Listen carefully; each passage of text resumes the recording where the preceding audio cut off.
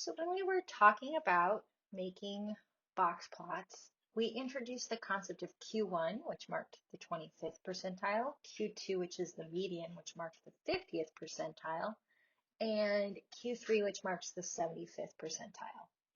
Percentile, like percent, means per 100. So there's 100 different percentiles that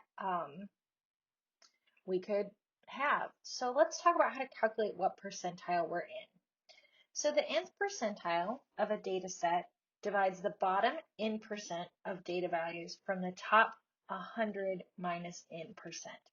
Let's talk that through. So if I have the bottom 10%, so if I'm in the,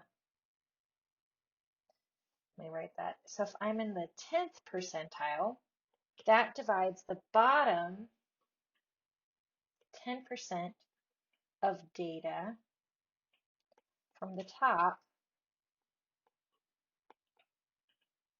100 minus 10%, which would be 90%. We can approximate the data value.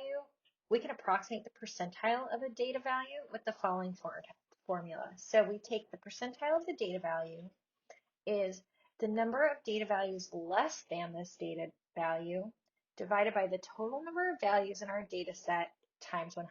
Times 100 makes it into the percentile. Let's work through an example. So let's consider the following data set of quiz scores, and I want to find the percentile for a score of 12. So the first thing I need to do is sort my data, right? I need to arrange it from smallest to largest. So I've got 8, 9, 10, 11, 11, 11, so there's 3 of those. 12, 13, 13, 15. Okay, so I want to know the percentile for a score of 12. So here's 12. So the percentile would be the number of values less than that data value, which is less than 12, over our total number of data values times 100. So that's going to be how many data values are less than 12. Well, I've got 1, 2, 3, 4, 5, 6 over 1, 2, 3, 4, 5, 6, 7, 8, 9, 10. 10 data values total times 100. That's going to give us the 60th percentile.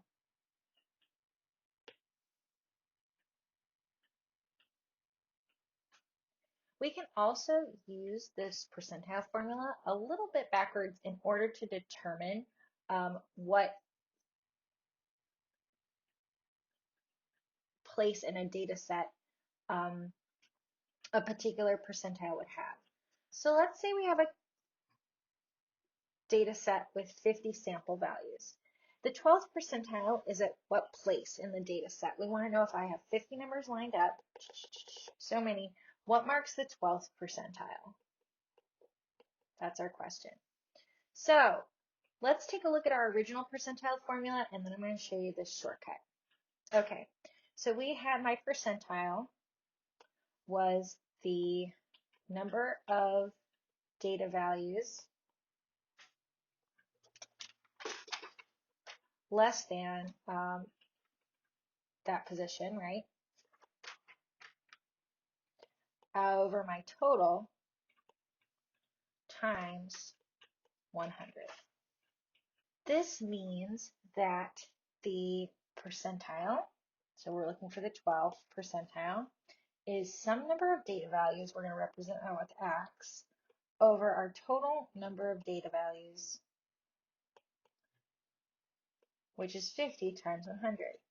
That would give me 12 equals 100x divided by 50.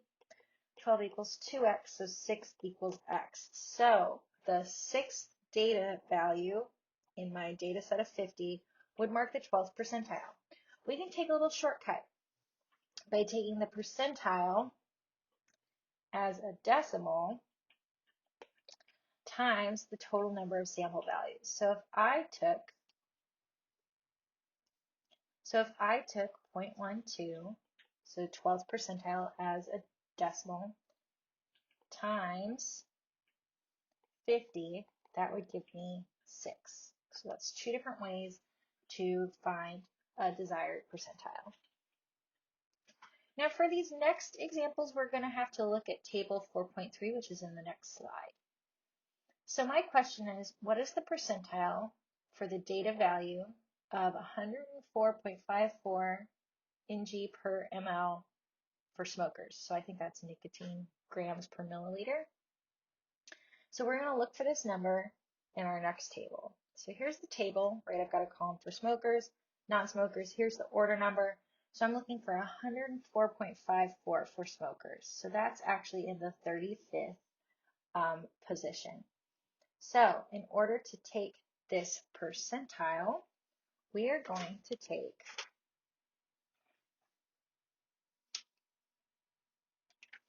why am I struggle busing so much today? Okay, so we've got 34 data values less than it. So we're going to take 34 over our total number, which was, I didn't even check, 50 times 100. That's going to give me 68.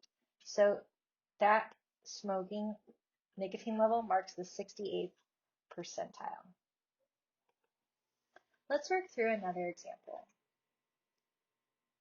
So what is the percentile for the data value of 61.33 nicotine grams per milliliter for non-smokers? So let's go ahead and take a look.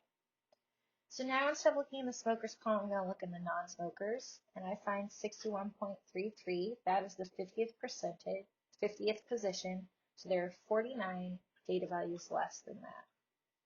We then take 49 over 50. So how many values are less than our desired position over the total number of values times 100, and that gives me 98. That's the 98th percentile. One more example. So what data value marks the 36th percentile for smokers and for non-smokers? So I'm going to take 0.36, which is our percentile as a decimal, times the total number of sample values, and that gives me 18. So if we look, the 36th percentile is marked by 20.16. Oh, it's nanograms per milliliter of blood. Okay. For smokers and 0.03 for non-smokers. That would mark the 36th percentile.